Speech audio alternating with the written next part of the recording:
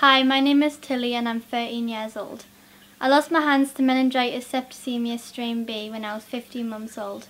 I was rushed to the hospital and they basically said that I was 100% going to die, and if I did manage to live then I wouldn't be able to walk, run or do anything.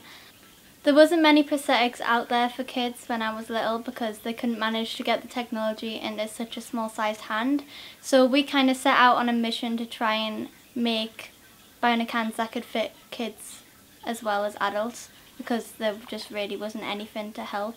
So I've recently got this brand new pair of bionic hands from the company Bionics, and they're amazing. I love them so much. They're 3D printed and really affordable, and this is what they do. You can go into a fist, you can do a thumbs up, you can go like that and pinch like that, and then you can also do that and that.